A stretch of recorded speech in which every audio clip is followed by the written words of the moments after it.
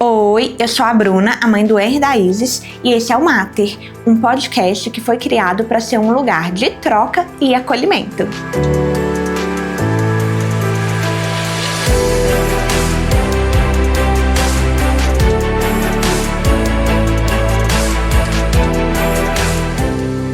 Oi, hoje eu tô aqui com a Carol, que é a mamãe do Arthur e também responsável pela brincadeira de criança. Isso, oi pessoal!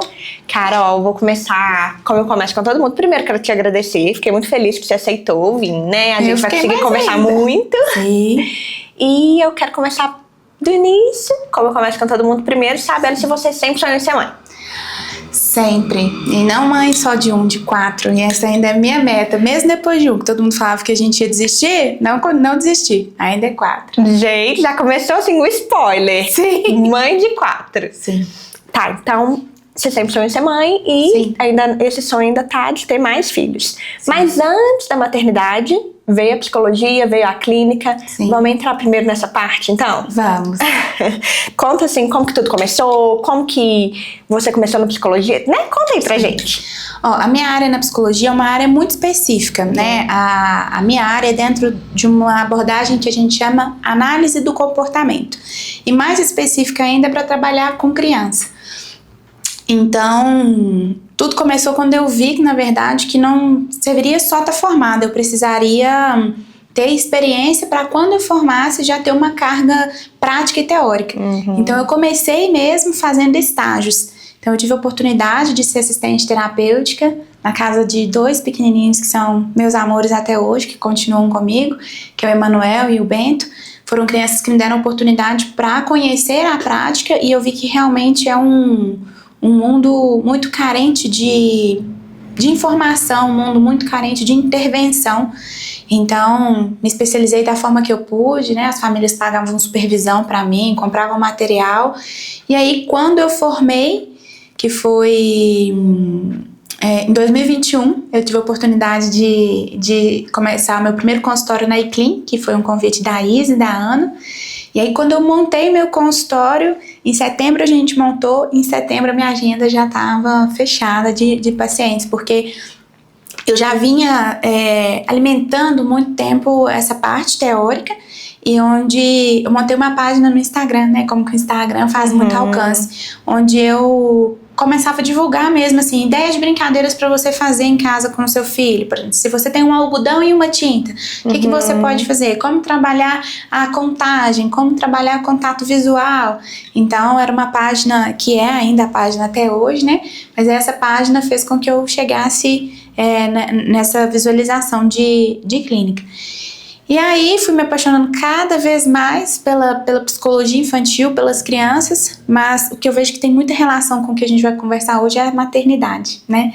Todas as mães que chegavam para mim na clínica, uma em específica, ela falou assim comigo, ela falou, olha, Carol, você já é muito cuidadosa, você presta atenção muito na gente, mas quando você for mãe, se você já é boa, você vai ser muito melhor, assim, na visualização. Ficar completa, né? Sim, na visualização do que as crianças precisam, na visualização do que as famílias precisam.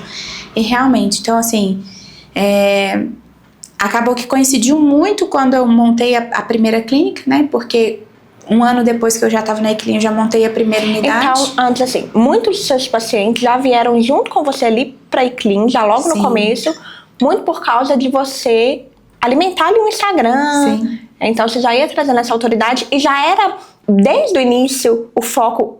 O que você faz hoje já era o que você queria fazer? Sim, exatamente, assim, quando a assistente terapêutica, o que a assistente terapêutica faz, né? Ela vai na casa da criança e ela trabalha em cima de um plano terapêutico que a psicóloga, que a terapeuta ocupacional, que a fono precisa que os pais façam em casa. E geralmente são os pais que também trabalham, então assim, fica difícil fazer uma estimulação, porque às vezes é uma estimulação que você precisa fazer 40 horas de estimulação.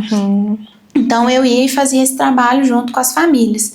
E aí, acho que a propaganda principal foi o boca a boca, mais junto o Instagram, né? Que essas famílias me ajudaram a impulsionar muito e colocar conteúdos relevantes para as famílias que não tinham acesso a esse tipo de conhecimento, que com coisas básicas a gente consegue fazer estimulação. E aí, como você foi crescendo muito ali sozinha no seu consultório, você falou, não dá para manter só um consultório, precisa expandir. Não, na verdade, quando a gente fez 4 meses, a gente já tinha mais de 100 pacientes na lista de espera, fora os meus pacientes. Então foi quando eu montei a minha equipe, que é uma excelente equipe, assim, são todas muito fiéis ao processo do que a gente estabelece na clínica. Elas iam semanalmente para a clínica, final de semana, sábado, a parte da manhã toda para supervisão, para a gente treinar, para a gente construir. E aí, quando a clínica ficou pronta, a primeira unidade, a gente colocou mais de 100, né, porque aí já tinha mais de 100 crianças para fazer os atendimentos. E aí, rapidamente, a lista já encheu de novo. E aí, a gente fez a segunda unidade e continuamos nesse caminho aí. E aí toda a sua equipe era todo mundo fazendo esse mesmo trabalho que você fazia? Esse mesmo trabalho. Porque hoje você já faz mais coisas na clínica. Sim. Porque quando eu formei, eu parei de fazer o trabalho em casa. E aí eu vi que eu precisava de gente para fazer o trabalho em casa, porque de nada adiantava eu fazer só no consultório, eu precisava que essas crianças também fossem estimuladas em casa. Então eu montei essa equipe de pessoas assim extremamente dedicadas, que foram muito similares assim, ao que eu precisava no meu início. E aí a clínica hoje conta com elas e a gente tá crescendo aí cada vez mais. Agora já tem outra equipe junto, né? Então a gente vai expandindo também. E o fato, igual, assim, de ir para além, né? Que hoje você tem, por exemplo, jiu-jitsu. O que fez você trazer, tipo, mais coisas, assim, para sua clínica? A clínica, ela tem um foco na análise do comportamento. A gente chama de comportamental. Mas só a psicologia, ela é o nosso foco principal ali. Mas só a psicologia, ela não atingia tudo que a gente precisa. Então, o jiu-jitsu, por exemplo, a gente chama ele de jiu-jitsu terapêutico. Porque ele é muito individualizado, mas ele é feito para, por exemplo, fortalecimento motor, organização também de questões de disciplina, para ganho de massa muscular, para equilíbrio. Então, a gente fez muito numa pegada, assim, algo bem mais específico do que a gente precisava para estimular a consciência corporal dessas crianças. E o tio Rafa, que é o responsável pelas aulas de jiu-jitsu, ele é estudante de psicologia também, então foi um diferencial. E até mesmo antes dele entrar na clínica como professor, ele também passou por esse treinamento, ele ficou 1 ano em estágio sendo assistente terapêutico também, para ter o conhecimento, porque é um mundo muito diferente e precisa de muito cuidado, muito detalhe. É muito específico, né? Igual você falou, não é simplesmente formar, por exemplo, psicologia e atuar, assim, né? E pra gente mãe, assim, aleatória, mães, assim, às vezes fica um pouco confuso, assim, se a gente só falar, psicologia e tal pra criança, você explicou aqui já, que é na parte do comportamento. Quando que a gente te procura? Quando que uma mãe procura, assim, como que é o processo? Eu te procuro, eu tenho que passar por uma análise, como que funciona? É uma ótima pergunta, porque quando a gente fala de comportamento, fica parecendo que é o comportamento da criança, se a criança faz birra, se a criança coisa... Não. Minha criança é muito bagunceira, vou lá te procurar. Sim, o comportamento ele envolve até a atenção, o raciocínio, o emocional, como que a criança se organiza frente a uma frustração, como se ela se organiza diante de uma negativa. Então, a análise do comportamento ela é uma abordagem de intervenção. Tipo a psicanálise, mas é mais conhecido como ABA, na verdade. E quando procurar, né? Assim, a gente trabalha meio que com 2 vertentes na clínica. Então, a gente trabalha com desenvolvimento atípico, então aquela criança que tem um diagnóstico, aquela criança que está em investigação de um diagnóstico, a crianças de demanda emocional, às vezes porque tem uma pressão muito grande no ambiente familiar, ou porque tem uma pressão realmente pela própria personalidade, de se cobrar muito, de ter um espírito muito aguçado de liderança, isso atrapalhar num viés de convívio. Mas as crianças que são neurodivergentes, geralmente elas já chegam com um encaminhamento, já passou por um médico e tudo. Mas a gente também atende muitas crianças, principalmente na musicoterapia, que é uma outra abordagem muito importante que a gente trabalha na clínica, que é nas questões de intervenção precoce. Então, criancinhas ali de 4 meses, 5 meses, elas já podem começar a ser estimuladas. como estimuladas. Mas hoje a gente já tem estudos que mostram assim, a forma de fazer um diagnóstico muito precoce, em sinais em bebês de 2 meses, por exemplo. Claro que ainda a gente não tem essa tecnologia aqui na nossa região de uma forma muito significativa, mas a gente tem várias crianças que foram diagnosticadas antes de 1 ano, por exemplo. Tá, e por que essas crianças são diagnosticadas? Não são por vocês? Não é, na verdade, quem diagnostica... Isso é para explicar mesmo, para as mães, né? Para trazer essa informação. Quem faz o diagnóstico principal, né, assim, quem fecha o diagnóstico é o neuropediatra. Na maioria das vezes, precisa ser um médico para fechar um diagnóstico.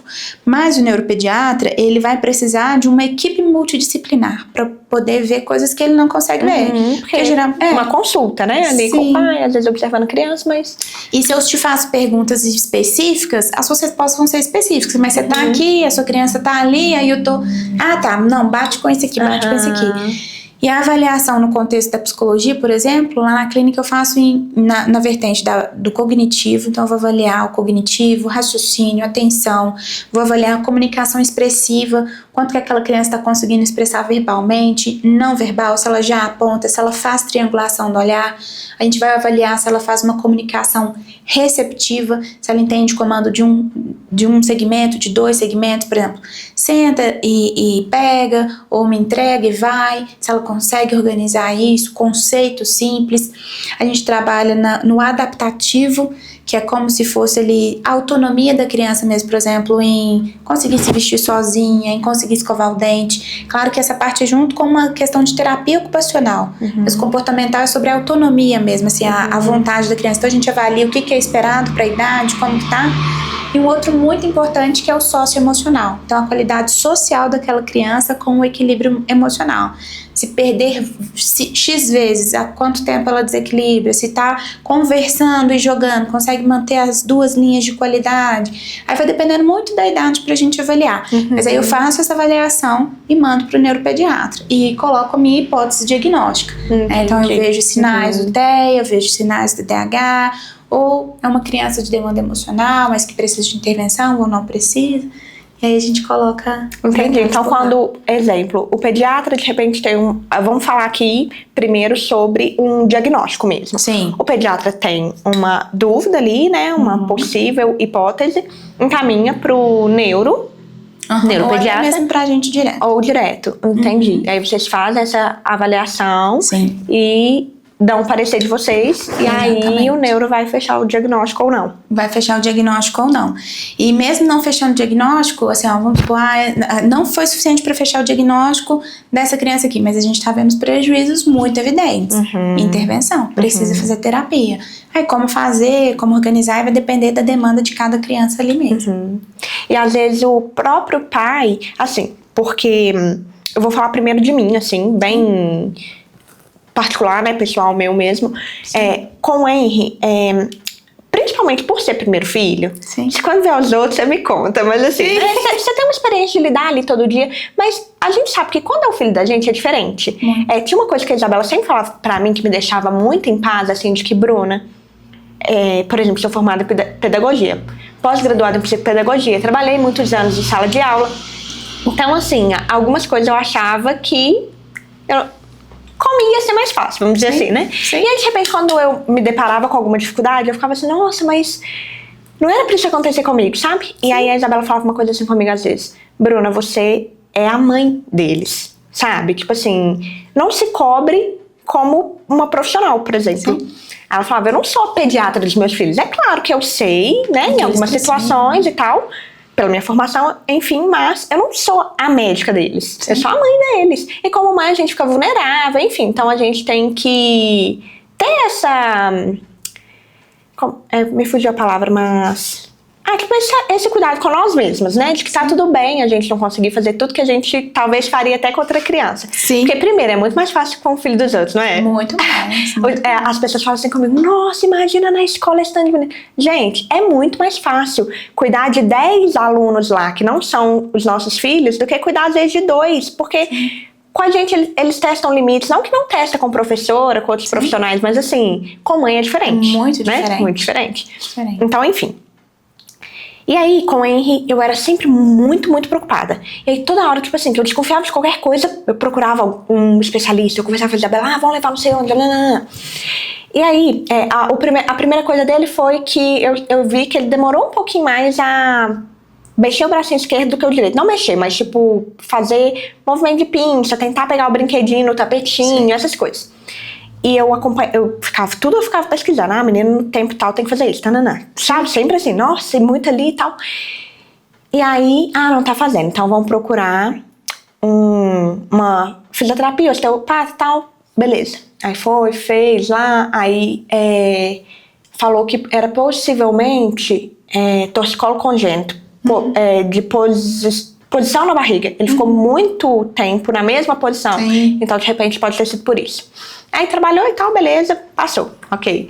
Aí vinha de repente uma outra dúvida, uma questão que eu tive com ele com a fala. Ele chegou a fazer cirurgia de amígdala e adenoide, sabe?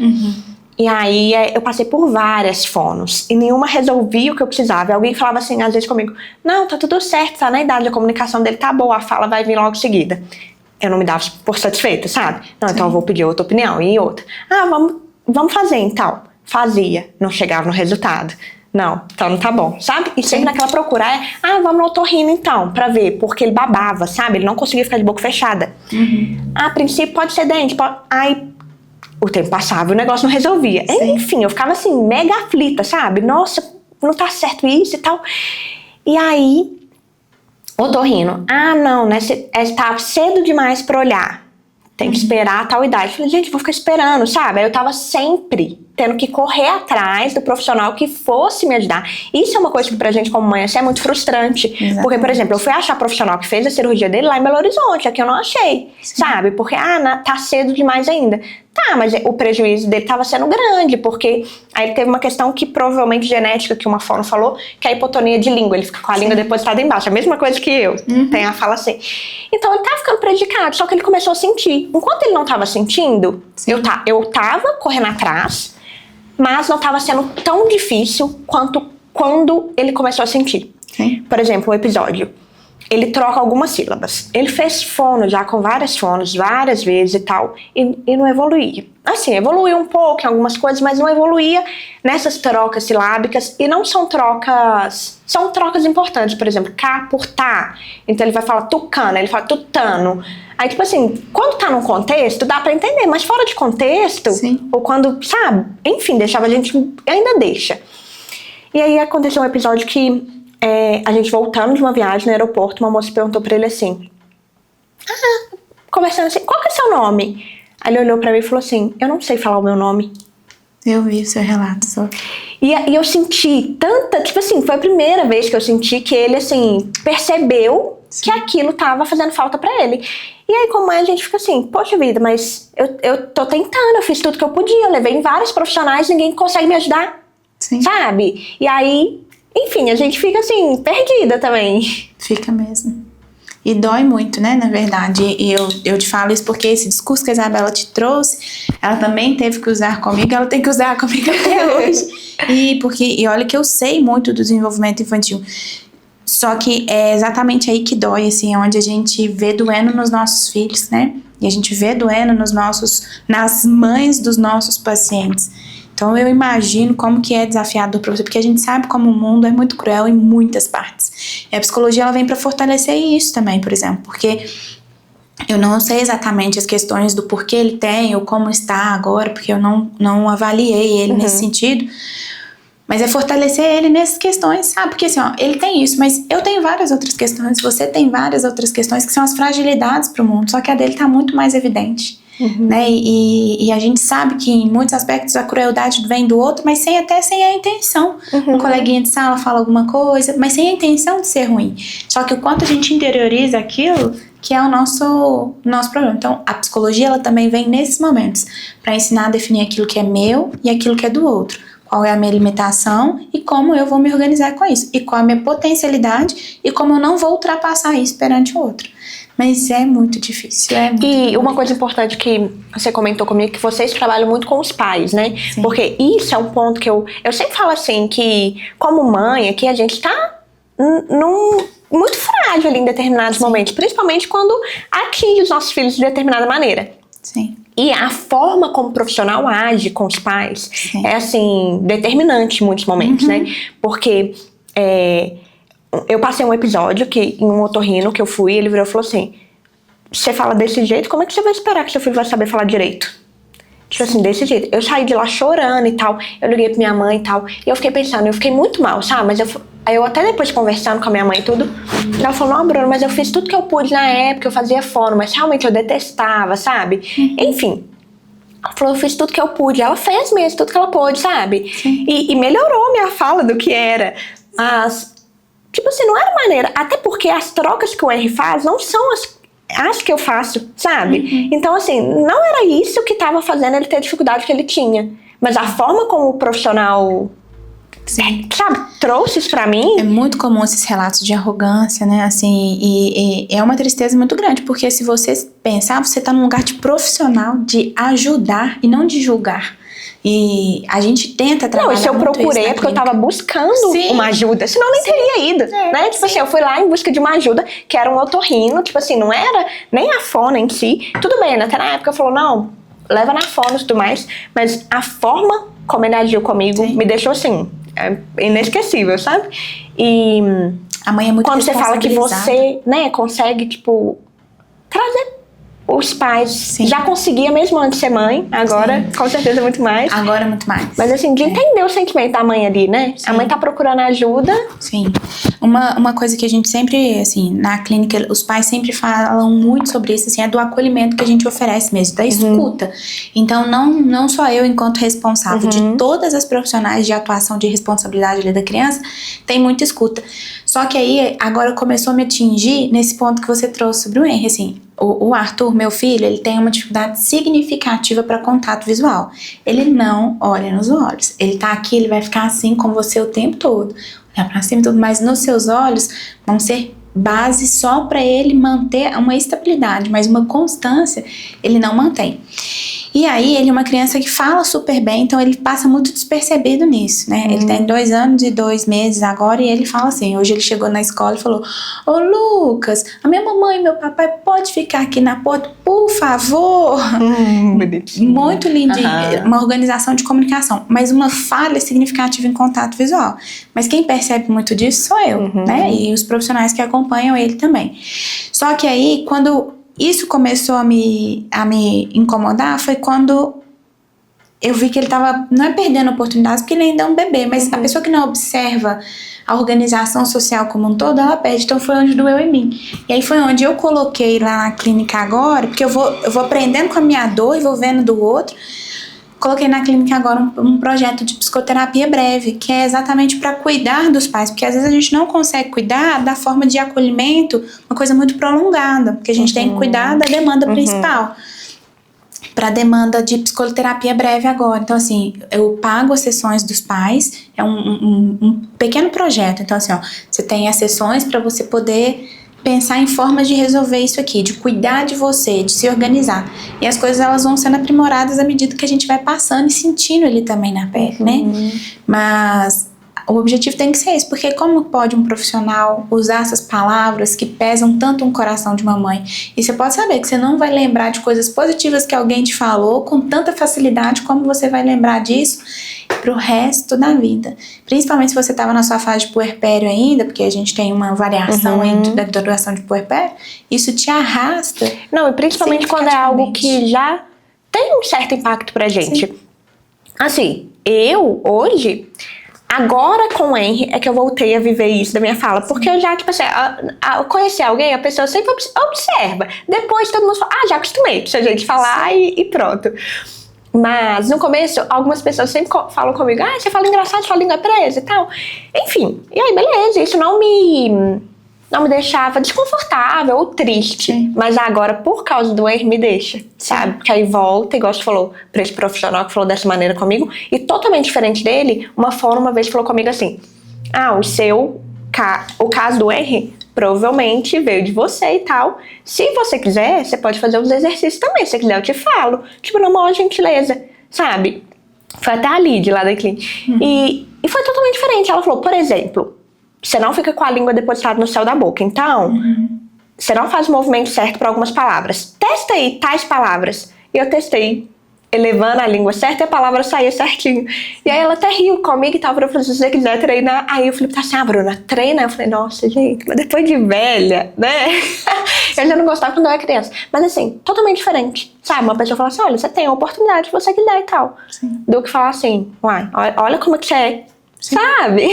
Então, se isso pesa pra gente, pra criança, enquanto ela não entende... Ok não, né? Porque eu acho que a gente, como adulto, sim, principalmente, né? A gente deveria ser o mais cauteloso possível, enfim. Mas, por exemplo, o Henry tá numa idade, já tem um determinado tempo.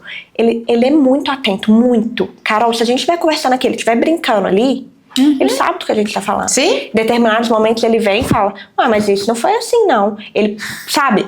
Mas não é uma tensão assim... Puxou o pai dele, eu sempre falo isso aqui. Mas assim, é um pouco além da conta mesmo, assim, muito... Ele, não parece que ele tá prestando atenção, mas ele tá.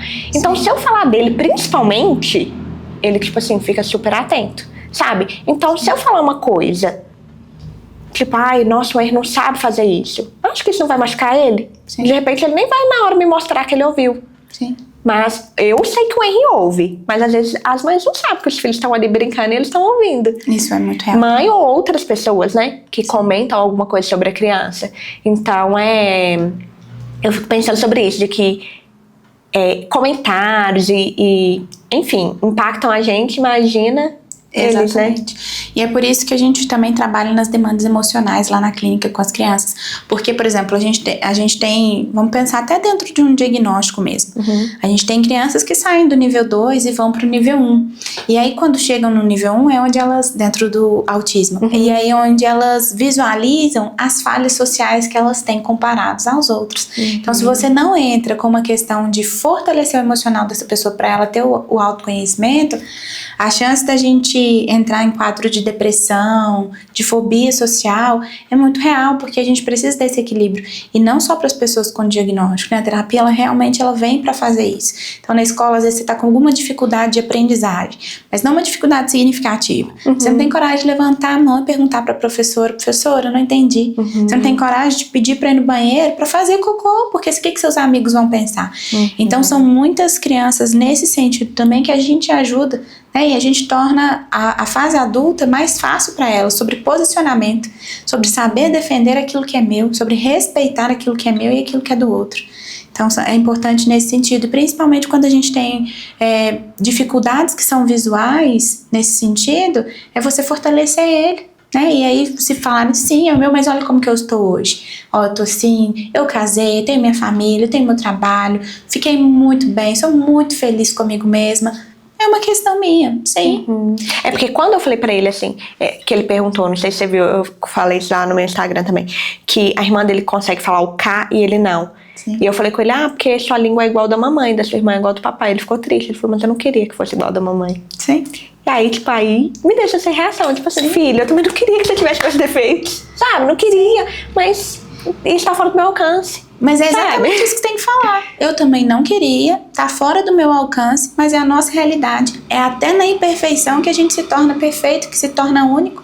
É a chance que você tem, não sobre essa questão específica, mas sobre qualquer outra coisa que vai acontecer na sua vida, a chance que você tem de melhorar. Um campeão só é um campeão porque ele foi uma pessoa que perdeu e tentou de novo. Então é a gente focar nisso. É porque é muito fácil falar das qualidades, né? Sim. Tipo assim, focar, nossa, você é tão bom nisso e tal, mas quando a gente tem que lidar, né, com alguma dificuldade... a gente é responsável por aquilo, é muito mais significativo. Mas é isso, é mostrar assim, o quanto que você também é muito maior por causa disso. Sabe? Aí você não sabe se você não... Eu fui professora por muitos anos. E na faculdade, uma professora também falou isso comigo. Na época do meu TCC. Já no final, ou seja, da faculdade. Ela falou assim, você vai ser professora de criança falando desse jeito? Como que eles vão aprender com você? E eu nunca... Gente, é engraçado, porque de fato, eu nunca tive uma dificuldade com isso. Nunca um aluno começou a falar errado ou escreveu errado porque eu falo puxando um pouco S. Porque eu não faço troca, né? Mas assim...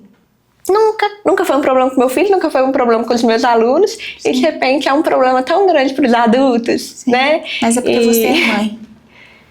Porque você é mãe, por isso que te incomoda, assim, de hoje sim. Uhum. Mas é isso, assim, aí, dos outros a gente nunca pode esperar. Se a gente nunca sabe, a gente não controla aquilo que o outro sente, como ele percebe, quando ele vê. Como pode uma professora de faculdade, no final da faculdade, que você estava lá no seu auge, tudo definido, chegar e te falar dessa forma? Não, e a minha... O meu TCC, eu falei sobre afetividade na relação professor-aluno no processo de ensino-aprendizagem. Então, eu estudei muito sobre isso, eu estava muito focada porque eu já trabalhava, né, como monitor e tal, e eu via a diferença no aprendizado das crianças. Você vê, porque é isso que você faz, né? Quando a gente tem carinho, quando a gente trata de forma afetiva. Muitas crianças tinham pais muito ausentes, às vezes os pais querendo fazer o melhor pelos filhos, mas trabalhavam muitas horas fora. Sim. Enfim, pais separados que a criança ouvia brigas, enfim, N motivos, você sabe muito bem disso.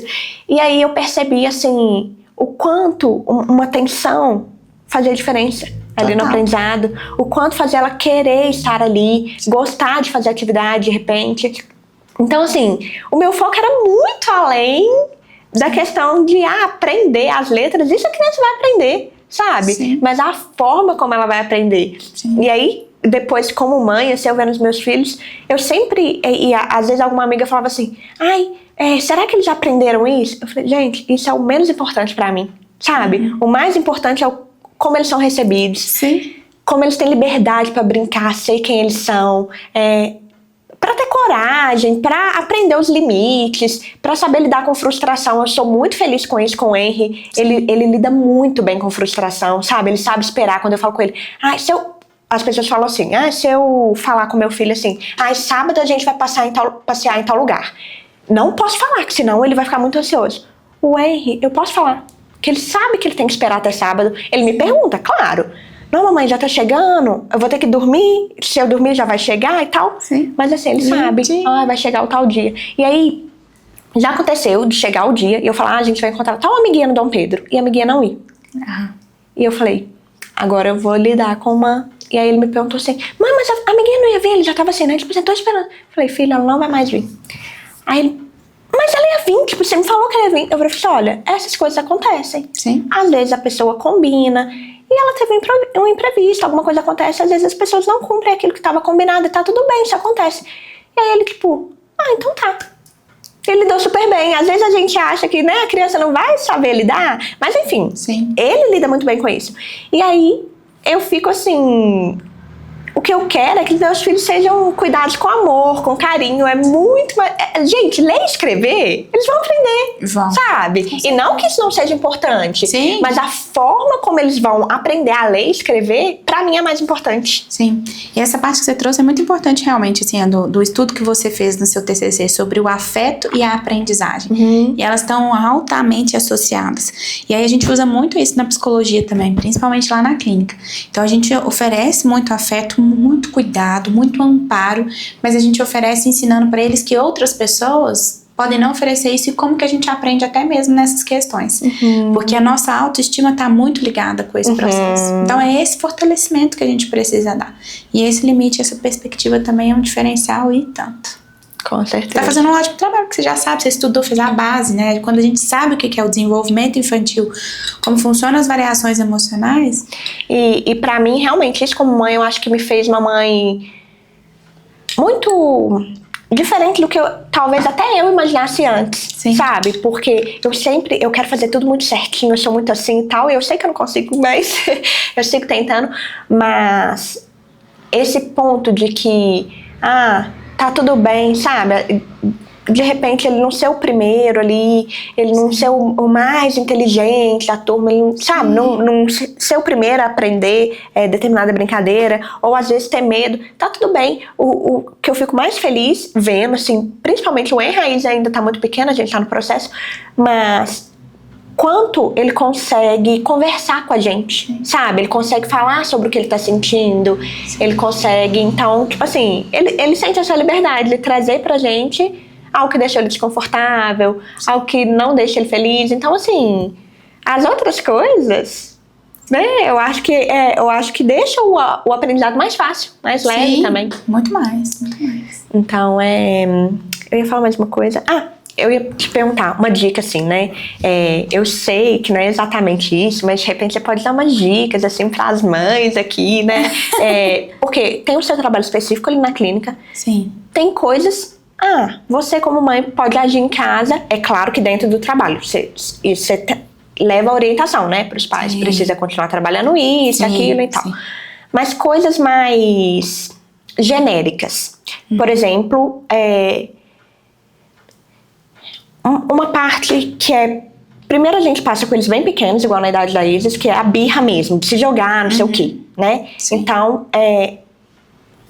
entra uma linha assim um pouco estreita entre a gente ser...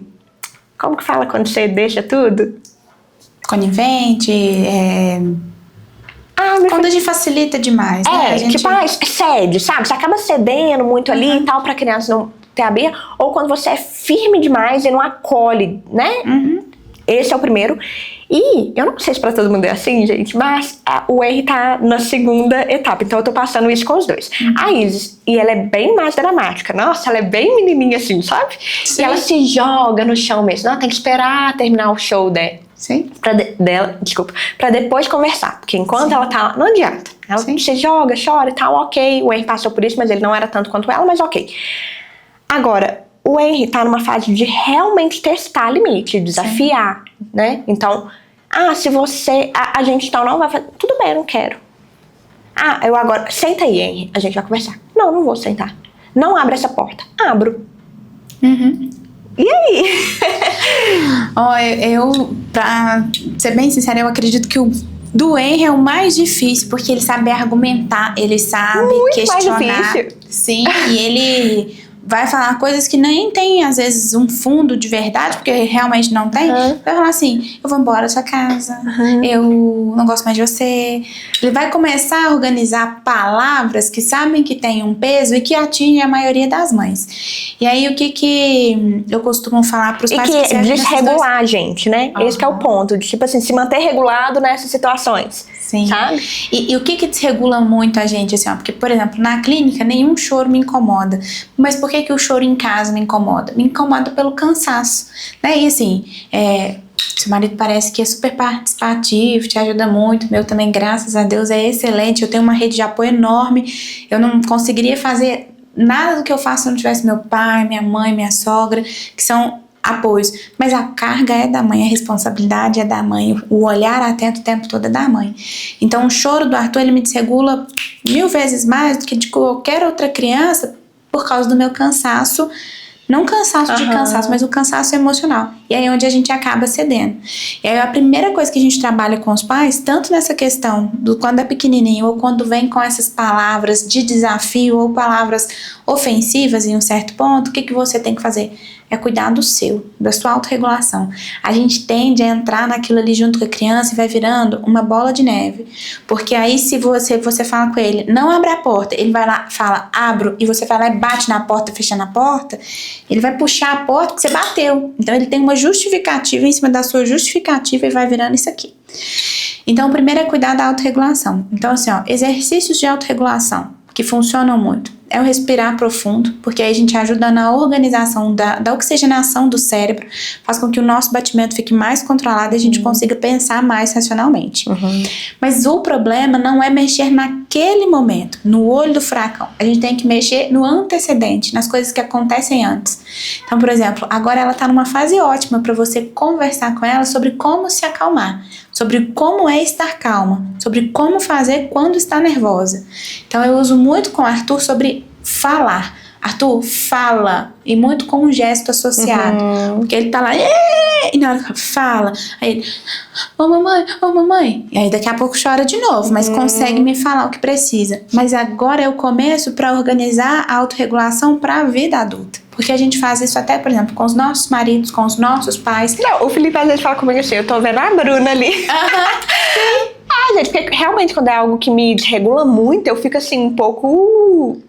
Né? Agora eu não vou falar que ele fala assim, eu tô vendo a Bruna ali. A gente faz expressões, a gente faz caras, a gente usa o tom de voz. Cadê eu não sei ali? Então, assim, a gente não tem a autorregulação até nas nossas relações adultas. Então, a fase deles é a fase ideal pra gente ensinar pra eles antecedentes. Aquilo que tá me desregulando, aquilo que tá me deixando nervosa. Então, é conversar e dar exemplos o máximo que você puder. E com o Henry funciona muito leituras. Eu vi até que você estava lendo com ele um livrinho sobre limites, né? E é muito nessa pegada. Só que é conversar, por exemplo, em todas as oportunidades que tiver. Por exemplo, tô indo pegar um copo d'água, tá vendo?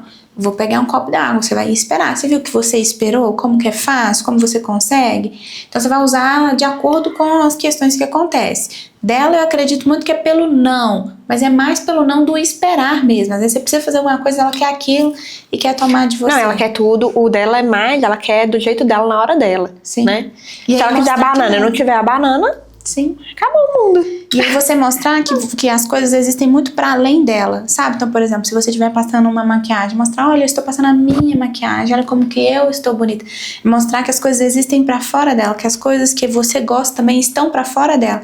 Que ela começa a visualizar esse equilíbrio que eu te falei, do que é do outro e do que é meu. Então, não é de imediato que eu tenho as minhas coisas, porque todo mundo tem as suas necessidades. Então, a gente vai equilibrando. Ah, eu queria tanto também agora uma água, não tem uma água para eu tomar. Falar isso com eles também, sabe? Ah, poxa, tentei comprar tal coisa, não consegui. Para eles visualizarem. Quanto mais eles visualizam, melhor é. Então, trabalhar no antecedente é a melhor dica de todas. Porque muitas vezes a gente não faz, a gente quer resolver no olho do furacão. Porque a gente não vê motivo para aquela pirraça, para aquela briga, para aquela gritaria ou para aquela resposta. Porque realmente não faz sentido pra gente. Nossa, é só uma banana, nossa, é só esperar. Mas pra eles é como se fosse uma coisa muito significativa. E às vezes é igual isso da porta, que é uma coisa que tem acontecido com a gente. Pra ele, tipo assim, o que tem? Eu abro a porta, só que ele já sabe abrir todas as portas. Então o problema nem é tanto ele, apesar de que eu não gosto da criança muito fora da nossa visão, sabe? Tem um pouco de medo de acontecer ali algum acidente e tal. Mas ele abre pra Isis. Sim. Então ele abre a porta de casa e desce a escada os dois, sabe? E ela é bem espertinha. Ela é super. E ela é daquele tamanho que ela vai igual um ratinho, minha filha. A gente nem vê. Então, assim, a questão de eu piscar. Se eu sair lá pra poder... Principalmente, às vezes, quando é no fogão, que é uma coisa que me demanda ali um olhar um pouco mais cuidadoso no fogão, então eu perco eles de vista um minutinho. E minha casa, assim, eu vejo eles, porque é tudo aberto, assim, sabe? Sim. Até a sala e tal. Então, eu posso estar ali na cozinha que eles estão seguros ali na minha visão. Mas assim, na minha visão, assim, não tem como eu estar olhando pra panela e estar olhando pra eles. Então, nesses momentos, ele sabe que, tipo, eu tô um pouquinho ali distraída, vamos dizer assim. Ele sabe a hora de fazer. Ele vai, abre a porta. Ah, mas ela que quis ir lá embaixo. E aí, nesses momentos, não nesses momentos, mas em outros momentos onde você não estiver no meio daquela situação, é conversar com ele sobre consequências. E é realmente desenhar o porquê que abrir a porta naquele momento pode não ser bom. Porque se abrir, vocês descerem a escada e acontecer de você cair ou dela cair, como que você vai agir nessa hora? Vai me chamar. A mamãe tá lá na cozinha. Ao tempo que eu vou demorar para chegar. E aí você vai deixar ela sozinha? Você vai sair sozinho? Pensar nas consequências. Mas muito cuidado para conversar isso também, pra gente não pesar muito, né? Falar, olha, tem que pensar que senão são coisas ruins. Aí você também usa para coisas positivas. Porque se você espera e vai fazer alguma outra coisa, por exemplo, vocês vão pegar um lápis para desenhar. Você vai ensinar para ela cores, você vai mostrar para ela que você já entende muita coisa, que você é uma pessoa que ela pode se espelhar. Então, pensar nas escolhas que a gente pode fazer para aquele momento, só que falando de uma coisa de um jeito muito mais devagar, muito mais desenhado. Mas ensinar essas questões de consequência também ajudam muito nessa visualização para eles. E você acha que para você, como mãe, isso é mais fácil na prática? Não, assim... Acho que não. Porque assim, a teoria é muito linda e de fato, óbvio, em alguns momentos a gente consegue usar. Sim. Mas, é igual eu falei, da parte de pedagogia mesmo e tal. Sim. Na prática, a gente vê tipo assim, gente, era tão fácil ali na sala de aula, por que eu não tô conseguindo fazer, né? Sim. Por uma questão de carga mental também mesmo, né? Eu acredito que se não fosse o cansaço de mãe, e novamente não é um cansaço físico, porque eu tenho essa rede de apoio, é um cansaço da atenção que a gente precisa ter. Eu acredito que eu conseguiria mais. Mas hoje eu já vejo o Arthur muito mais regulado do que uma criança da idade dele. Não que as outras não tenham isso em casa, mas ele já sabe se organizar mais emocionalmente. Ele fala assim comigo, mamãe, estou perdendo a paciência. Ele já consegue falar, porque eu trabalhei esses antecedentes. O que é quando a gente tá ficando nervoso? O que você vai sentir? Só que falando assim na cabeça mesmo. O Henrique até às vezes fala assim, nossa, eu não pensei nisso, realmente, eu acho que eu tenho que fazer isso pra mim também. Começa a fazer isso é uma parte legal, porque a gente acaba trabalhando com a gente também mesmo, né? Mas usar as suas palavras é uma das coisas que regula muito, porque às vezes na hora que eles começam a gritar, eles não conseguem nem lembrar o porquê que tá acontecendo aquilo. E na hora que eles têm que usar a palavra pra lembrar, eles veem que aquele problema não é tão grande, que é pequenininho. E aí eles resolvem assim de uma forma mais rápida. Então, as pirraças do Arthur têm sido cada vez menores e mais organizadas, exceto no sono e na fome, porque aí é um dragão. E aí, deixa eu te fazer só uma pergunta antes da gente entrar na sua parte de maternidade. Algumas pessoas hoje falam assim, nossa, hoje tudo é diagnóstico, tudo é autismo e tal. Como que é isso na prática, assim, de quem tá ali realmente trabalhando? Porque aí, igual você comentou do Arthur, não tá fixando o olhar. Então, é autista. Sim. Né? Então, tipo assim, tudo às vezes deixa a mãe muito tensa, mas deixa as pessoas também diagnosticando demais. Exatamente. Como que é de fato isso? Eu entendo muito essa perspectiva, porque agora a gente está começando a ter muito mais conhecimento sobre o que envolve um diagnóstico. Então, antigamente, a gente não tinha os detalhes que a gente poderia pegar do que é a qualidade daquela habilidade. Então, por exemplo, hoje a gente tem crianças que falam super bem, que conseguem manter o contato visual e tem o diagnóstico, por exemplo, conseguem interagir e tem o diagnóstico. Mas não é na quantificação da habilidade de ter ou não ter, é a qualidade da entrega daquela habilidade. Só que tem que ser uma somatória de coisas. Atualmente, o Arthur não tem nenhum diagnóstico, ele faz acompanhamento com o neuropediatra, tudo direitinho, faz as intervenções, porque ele já é uma criança em sinal de alerta. Alguma habilidade está fora do que eu preciso, então a gente vai intervir. Mesmo que seja uma? Mesmo que seja uma, só que a quantidade dessa habilidade, né? E aí vai ter variações, então às vezes tem... Mas eu falo assim, pra te deixar ali um alerta, né? Sim, para deixar um alerta. Mas hoje, por que a gente está tendo um aumento do nível do diagnóstico, assim, da quantidade de diagnósticos que estão sendo fechados? Muito mais pelos conhecimentos agora e pelos estudos mesmo, que estão muito mais organizados nesse sentido. Então, antigamente a gente não tinha tanto, porque antigamente crianças nesse sentido facilmente se passariam como tímidas, como ignorantes até mesmo, assim, não quer conversar, é muito curta, é muito grossa, já vai direto ao ponto, prefere ficar lá na dela, ou uma pessoa que te invade demais, às vezes você tá precisando sair, a pessoa tá ali falando na sua cabeça, aí você pensa assim, nossa, é uma pessoa sem filtro nenhum, mas é porque geralmente, antigamente a gente não tinha, antigamente a pessoa tinha que ter uma deficiência muito visual para você fechar um diagnóstico. Hoje não, hoje a gente já consegue pegar nos detalhes. Porque assim, na prática, eu entendo que aceitar um diagnóstico é maravilhoso porque te dá a possibilidade de trabalhar todas as questões que a criança necessita. Sim. Apesar de, obviamente, ser muito difícil para um pai, né? Vai falar que é fácil, nossa, que vai ficar super feliz. Não. Sim. Com certeza é muito difícil. Mas é muito diferente do que era antes. Porque antes também não tinha todos esses recursos. Vamos trabalhar isso, né? Vamos fazer assim pra criança, de repente, até igual você falou assim, sair do nível 3 pra abaixar pro nível 1, tipo, que avanço, né? Sim. Pra aquela criança, pra aquela família. Mas ainda é difícil, obviamente, né? É muito difícil. É por isso, assim, que a gente tem que investir no cuidado dos pais, né? Assim, porque não é uma terapia que vai durar um mês, um ano. Às vezes vão durar 7 anos, 8 anos, entendeu? A psicologia é a última, na verdade, que tem alta. Porque a psicologia a gente precisa para sempre para uma pessoa com diagnóstico, na maioria das vezes. Nos detalhes, né? E não com toda semana, mas esporádico. Mas o cuidado dos pais é fundamental, porque se a nossa saúde mental, ela já fica balançada, às vezes, que a gente não dorme bem, que a gente tá com uma criança que tá doente, que não passou bem a noite, a gente já fica balançado com um nível de estresse maior. As mães com crianças com diagnóstico, elas vivem em sinais de alerta constante. Então, o cuidado com os pais é muito necessário nesse sentido. E aí, o aumento dos diagnósticos, por um lado, é muito positivo também, porque a gente consegue ter acesso, recursos, mais informações, mas também é mais complicado porque é a possibilidade de ser os nossos filhos, né? Então, pesa. E quando eu tenho uma família com diagnóstico, pesa também. Então, a família precisa estar muito unida, com muita força, e é muito difícil ter isso. Maravilhosa, profissional incrível.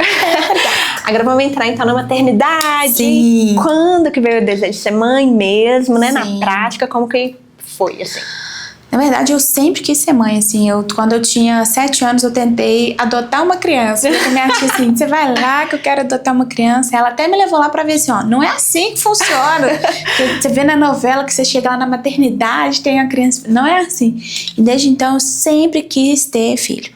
E aí, quando eu formei e tudo, comecei a trabalhar, lá na ICLIN, né, que eu estava, eu engravidei, mas engravidei sem querer, sem planejar. Usava anticoncepcional e tudo, engravidei e eu já estava num relacionamento super consolidado, já morava com o Henrique, já tinha 11 anos que a gente já estava morando juntos. E aí a gente falou, então bora, vamos ter o nosso filho então. E aí 2 semanas depois eu descobri que eu estava passando por um aborto. E foi o fim do mundo, não só pela ideia de estar perdendo o neném, mas assim, pelo medo de não saber o que estava acontecendo, por que aquilo estava acontecendo. E aí eu comecei a ir em médicos, né, para poder entender, e ninguém queria fazer exame nenhum, porque falava que era porque eu era muito nova, porque um aborto na primeira vez é super comum, né, que a gente não escuta falar, mas é super comum, às vezes eu nem ia saber que eu estava grávida e tal, eu já tivesse até acontecido outras vezes. Eu falei, ai meu Deus, E aí, ok, desencanei, fiquei tranquila. E você descobriu rápido? Descobri rápido, assim, foi muito rápido, porque uma amiga me engravidou, eu falei assim, uai, mas a minha menstruação também não veio, deixa eu fazer aqui. Fiz, tava grávida e tudo. Aí, beleza, eu falei, não, então tá, decidimos que queremos ter um neném, então vamos tentar. Aí passou 2 meses, na verdade aconteceu um aborto no mês seguinte, eu já engravidei, tive muita facilidade para engravidar. Engravidei, foi uma festa, uma comemoração e tal. Novamente, 2 semanas depois, estava perdendo de novo o neném. Aí eu fiquei muito desesperada, muito incomodada, fui em vários médicos, e é aquilo que você falou, né, assim, a forma que o profissional fala com a gente. Só de falar, igual você falou primeiro, tipo assim, normal, tá tudo bem, como se fosse nada, né? E aí eu fui até num especialista na época, falei, não, eu quero ir num especialista, quero ver aqui e tudo. Ele falou assim comigo, olha, eu não vou te pedir nenhum exame, porque tô olhando aqui a sua idade. Eu estava com 28 anos, de 28 para 29, 28. Ele falou assim, não vou pedir exames porque olha aqui a sua idade. Você tem que pensar que isso aqui são os planos de Deus pra sua vida. Não é pra você ter filho agora. Não é, você não acabou de me falar que você formou, que você tá montando. Não é pra você ter filho. Aquilo me consumia tanto que eu pensava assim, será que é isso mesmo? Entrava, porque como um profissional com poder de fala tão grande tá me falando isso e eu não vou ficar atenta. Principalmente por ser um momento de fragilidade, né? E é uma pessoa que você tem um certo respeito, então tipo assim, pode te atingir de várias formas diferentes, né? Sim, e é assim, eu vou lembrar dessa frase, desse consultório, do quadro atrás da parede, na sala dele, da imagem dele falando isso pra mim constantemente. E aí, quando eu engravidei do Arthur... Aí ficou por isso. Sim, aí ficou por isso, assim, só que aí eu comecei a procurar especialista e achei um anjo na terra, que é a doutora Rita. Inclusive, um beijo pra você, doutora Rita, que ela é sensacional. Ela falava assim comigo nenhum nenenzinho morre, né? Então, realmente, o nome dela é doutora Rita de Cássia. E aí ela é toda... Ela tem uma luz diferente. E ela fez todos os exames antes mesmo de eu engravidar. Falou, não, isso aqui é fácil da gente resolver. Vamos fazer os exames, vamos ver. E ela falou, só que você não vai engravidar agora, que a gente precisa ver como que vai estar os resultados dos exames. Falei, beleza, não vou engravidar. E acabei engravidando. No dia que chegou o resultado do exame, falei assim, uai, minha menstruação, fui lá fazer o exame, assim, um risquinho fininho, o negócio tava quase invisível de ver. Falei, tô grávida, doutora Rita. Ela lá de Belo Horizonte me ligou, começou a medicação, mandou eu ir na farmácia aplicar os negócios, porque tinha que aplicar todos os dias uma injeção na barriga e já começar de lá. E aí eu consegui engravidar e o Arthur foi vingando, foi vindo e tudo. Só que a fala desse médico, ele me prejudicou tanto que ela ficou na minha cabeça até o dia que o Arthur nasceu. Na verdade, até hoje. Mas a todo momento eu achava que eu estaria perdendo ele. Eu comprei até um ultrassom pra ficar escutando na minha barriga, porque eu ficava morrendo de medo de ser os planos realmente que Deus tinha pra mim. Aquilo me consumia significativamente. Mas eu tenho uma amiga maravilhosa que ela, até se você trouxer ela, você vai gostar muito. Mas, rapidinho, a doutora Rita, e quando ela conversou com você, só do fato de ter acontecido as 2 vezes, ela já soube, tipo assim, um possível diagnóstico assim. Ela falou assim, olha, isso não é comum. É normal? É normal, mas a gente não vai viver no normal. A gente não vai ficar esperando você perder um outro filho pra gente poder fazer as investigações. Porque os médicos queriam, todos os médicos que eu passei, 5 médicos, queriam esperar o 3º aborto pra pedir um exame de sangue super simples de fazer. Porque o exame que me mostrou que eu tinha trombofilia foi o exame de sangue. E você mesmo pode fazer sem pedido, não? Não, e aí tem que ter uns pedidos, porque são vários tipos, né, de trombofilia. Aí tem o mais comum, mas tem os... Entendi. Então, assim, eu não saberia nem fazer o pedido, na verdade, nesse sentido. E eu nem sabia, na verdade, que existia. Primeiro, eu descobri que eu tinha trombofilia e eu fui a primeira pessoa que eu sabia que tinha trombofilia. Eu falei, o que é isso? Nem sabia o que era. E aí depois fui descobrindo, né, a Ana também, tudo, e aí a gente foi entendendo. Mas a dela é de um tipo e a minha é de outro, por exemplo. Se eu tivesse com o pedido dela, eu não saberia que eu tinha. Eu acredito que o dela também, ela não saberia que tinha. E aí eu fui fazendo um tratamento com a doutora Rita lá em Belo Horizonte. A gente ia toda semana fazia ultrassom. E mesmo fazendo ultrassom toda semana, todos os dias eu estava com o meu ultrassom para escutar o coraçãozinho do Arthur. Então a fala de um médico, ela pesa muito mesmo, de um profissional, pesa muito mesmo nesse viés. E aí foi uma fase também... E a gestação também deixa a gente muito fragilizada, né? Ah, demais. Então tem toda uma questão hormonal, tem os planos que a gente faz, tudo aquilo que a gente queria, que a gente sonhou. E é um momento que a gente tá muito sensível, né? Então qualquer coisa... E eu não imaginava tanto, né? Assim, as pessoas sempre falavam assim, da gestação. Ah, aproveita pra você dormir. Ah, aproveita pra você não sei o quê. Fala, não, gente, quero... coisa. Agora eu sei que é verdade, a gente devia ter aproveitado pra dormir. Mas o sono não compensa. Não compensa.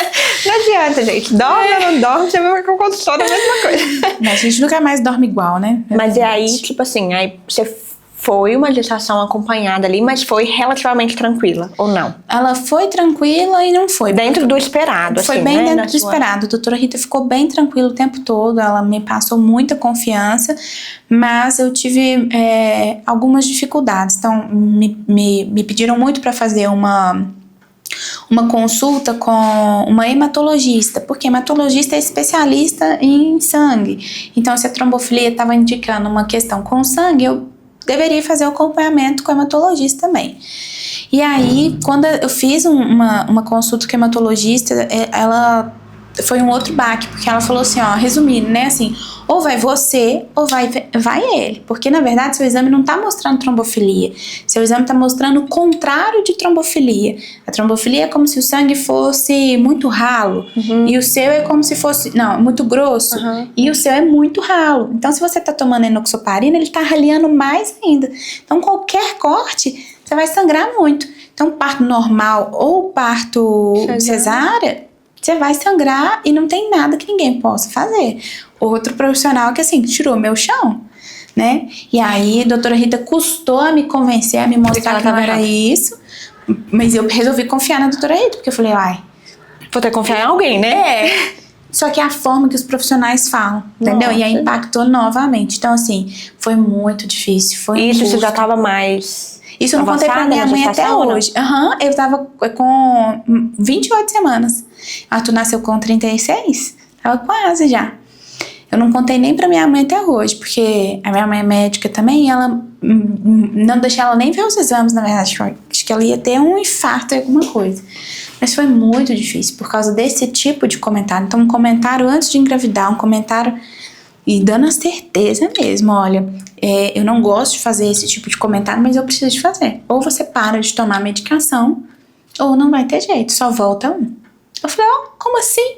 E aí, o que eu tenho que fazer? Como que eu vou fazer? Eu nunca vou poder ter um filho, nunca vou poder... Como que é isso? E no meu filho que tá aqui, já tem nome? Ele chama Arthur. Eu converso com ele todos os dias. O que você tá me falando? E aí, decidi nunca mais olhar pra ela, nunca mais ir na consulta e confiar na doutora Rita. E ela me mostrou. E aí ela fez outra bateria de exames, me pediu pra ficar lá em Belo Horizonte em outros médicos especialistas. Eu fui, ela fez os exames. E aí ela viu e falou, olha, é sempre o que eu te falei, aqui, aqui, aqui, aqui. Só que um comentário de uma médica que nem pediu o exame, ela só viu um exame assim, folheando, e falou, não, esse aqui não é esse aqui. Nossa. Né? Aí, de tudo. Mas aí depois que chegou o final da gestação... Chegamos no final da Você gestação. agendou a cesárea, né? A doutora Rita sempre tira antes, ela não espera das 40 semanas. Porque ela, né, dentro dos históricos ali de trombofilia também é sempre melhor tirar antes. Só que a gente ia tirar com 37, só que aí teve algumas complicações, tiramos com 36. Mas foi o cesárea, amei cesárea, inclusive qualquer pessoa que me pergunta, como foi? Melhor coisa da vida, foi ótimo pra mim, amei, não tem problema nenhum com cesárea, inclusive da próxima vai cesárea mesmo.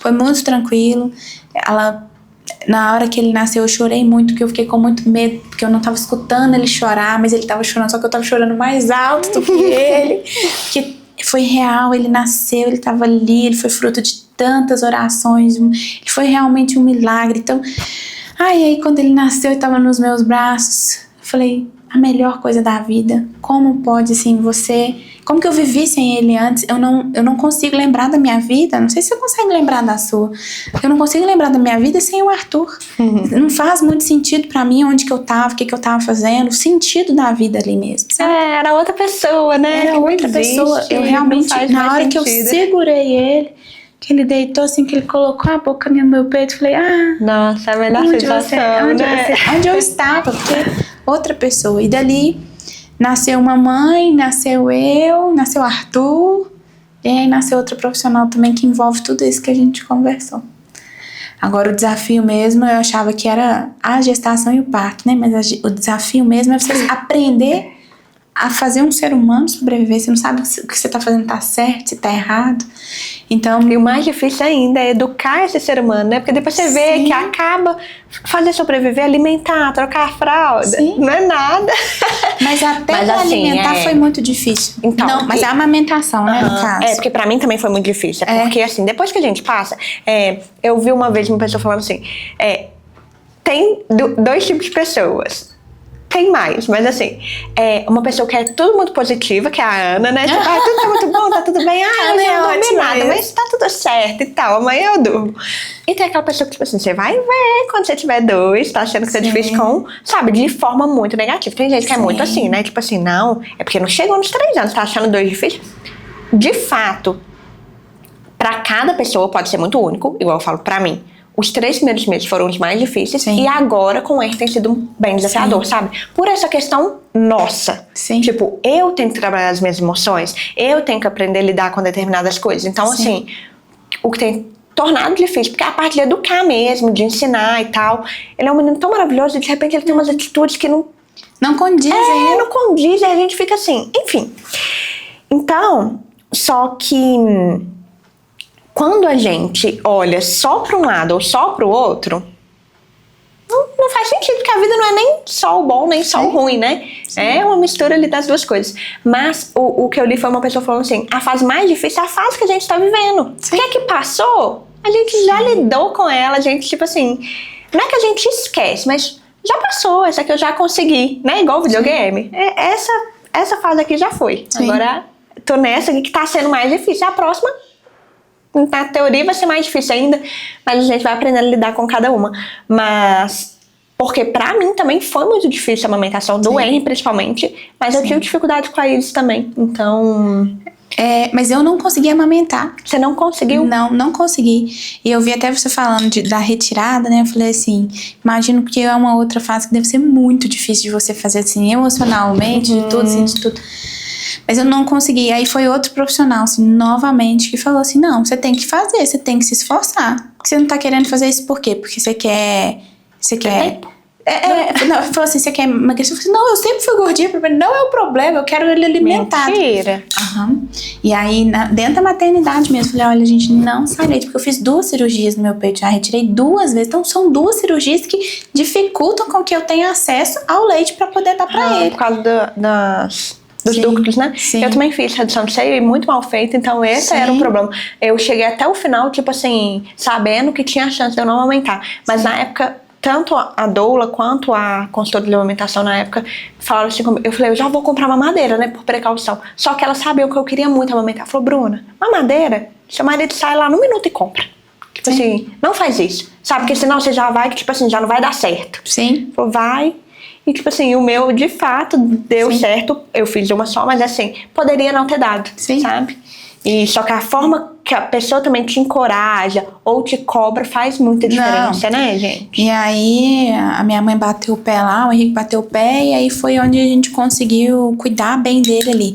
Mas eu continuei tentando, só que mesmo assim não saiu. Então, eu tenho muitas mães que passaram por essa frustração muito significativa, assim, de acharem que foram menos mãe porque não amamentaram. E aí, na hora que eu vi que eu não amamentei, falei, não, isso aqui tá tudo certo, gente, aqui.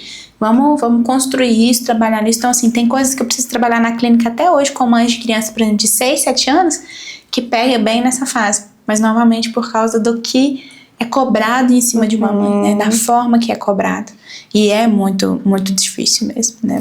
Não, e é tudo muito difícil, né? Porque eu falo assim, essa parte da amamentação, por exemplo, amamentação e parto são duas coisas, assim, bem polêmicas, vamos dizer assim, e que parece que são inimigas. Sim. Quem fez cesárea é inimiga de quem teve parto normal. Quem não amamentou é inimiga de quem amamentou. Então, assim, muitas pessoas que não amamentam falavam assim até comigo, nossa, mamadeira é muito mais prático, pra que isso? Não sei o que, menino no peito toda hora, tá, não sei o que. Então, tipo assim, nossa, como se fosse um problema eu querer amamentar meu filho. Sim. E aí, se de repente eu não amamentasse, nossa, você não amamenta o seu filho. E aí, você tem parto normal, você é uma louca. Pra que passar essa dor? Pra que passar por isso? Você pode ir lá deitar e ter uma cesárea. E se você tem... Gente, é tipo assim, inacreditável. E normalmente, uma coisa que eu vi também uma pessoa falando hoje, e de fato a gente até já comentou sobre isso, maioria das vezes são críticas que vêm de outras mulheres. Sim. Tipo assim, como pode sempre a gente inimiga, né? A gente tem a tendência, a gente, enquanto ser humano, de contar vantagem mesmo em cima de alguma coisa que a gente conseguiu fazer e o outro não. E até isso volta naquela parte que eu falei, assim, de fortalecer em relação ao que o outro fala, porque é isso, assim, ó, a gente vê isso dentro da maternidade porque a gente tá em volta agora. Mas num viés profissional, num viés de qualquer outra questão, assim, do cuidado com o cabelo, do cuidado com a pele, se você não se fortalece em cima dos comentários que podem vir a serem feitos, isso pode prejudicar muito porque você carrega isso. Então, quando o médico veio me falar dessa questão do peito, que eu não estava dando peito por uma escolha minha, eu falei, não, mas outro não vai falar outra coisa comigo de jeito nenhum. Bati o pé e falei, não. É assim, a gente tem que se organizar, mas é muito difícil. E é muito disso, assim, se você fez a cesárea, se você não fez a cesárea, se você amamentou, se você não amamentou. Dessa menina até que eu tava vendo ela falando, foi sobre a mãe dela que tava ajudando ela e tal. E aí ela tá procurando uma babá, mas ela falou, minha filha é muito pequena, precisa ser alguém assim que eu vou confiar extremamente. Ah, por que você não coloca na escola? Ela falou, gente, por que é assim? Se você coloca na escola, pra que pôr um filho tão pequeno na escola? Se você não põe na escola, enfim, parece que qualquer decisão que a gente tomar tá tirando a maternidade da gente. Julgada. Sim. Né? Então E é outras mães fazendo com outras mães. E aí eu falei, não, fim. Principalmente ali dentro da clínica, eu corto isso delas também, porque elas trazem os relatos de se cobrarem muito, né? Das coisas que os outros falam. E é muito dolorido, nossa, se a gente fosse render a isso, porque a gente não já vive. é tão, igual você falou, né? A gente já tem uma carga mental tão grande ali, nos quesitos que a gente tem que lidar com a criança no dia a dia, né? Sim. E imagina não, porque a gente passa por isso o tempo todo, né? Uma cobrança externa e que vira interna, né? Exato. Que é muito pior quando é interna, porque a gente fica com dificuldade. Sim. E aí me fala uma coisa, você quer 4 filhos. Você já falou com a doutora Rita que você quer 4 filhos? Sim. Porque eu até perguntei pra Ana, né? Que ela também quer mais filhos. Sim. Tipo, é o mesmo processo? É o mesmo processo. Necessariamente ou... Todas as vezes, não tem jeito. E mesmo assim, se tiver a chance de não ser, tem que ser o mesmo processo, porque você lida com uma situação assim que você não sabe ao certo. Não vai correr o risco. Porque a trombofilia, ela não tem uma fase certa de cortar. As minhas 2 primeiras gestações cortou muito no início, mas tem... mas poderia ser, por exemplo, se eu não tivesse a medicação, engravidado normalmente do Arthur, ficar com o Arthur até as 37 semanas e com 38 perder. Ou com 39 ou com 16, não tem uma variação. Então a medicação ela te previne ali de uma certa questão. Então, você não tem como saber. Então, tem muita gente que tem neném, por exemplo, que teve um filho, e aí no segundo filho não consegue de jeito nenhum, mas porque já estava com trombofilia no primeiro, só que passou e deu certo. A chance de não dar também era muito real. Então, assim, é o mesmo protocolo, a mesma coisa. Mas a gente se fortalece. E também porque é mais seguro, né? Então, eu imagino assim, é melhor seguir um caminho que é seguro, né? Porque... Ai, gente, eu falo assim, os relatos de mães que eu tive aqui de perca, igual a Tati, não sei se você assistiu esse episódio, que ela perdeu já virando pra 40 semanas, sabe? Tati, não. De repente não tinha mais batimento e tal. Sim. Enfim, é uma dor, né, que só de imaginar, assim, parte do coração. Até me arrepio. Porque, assim, poderia ser a trombofilia e por um exame que qualquer médico poderia fazer, pelo menos na minha opinião. Claro que eu não sou médico, não entendo os detalhes ali do porquê tá. Mas pra que deixar? Tá tudo bem, vamos ver. Se perder, a gente faz pra próxima gestação. Não, já faz ali. Deu a trombofilia, começa a medicação. Tem efeito colateral. É tão sofrido, né? Porque eu conheço outras pessoas. A minha cunhada, inclusive, eu acho que foi com a doutora Rita também. Eu acredito que seja a mesma. Não deve ter duas lá em BH. Assim, não, né? Mas... uma amiga também de faculdade e tudo, a gente trabalhou junto também, e eu vi assim o quanto era sofrido, porque o problema não era engravidar, né?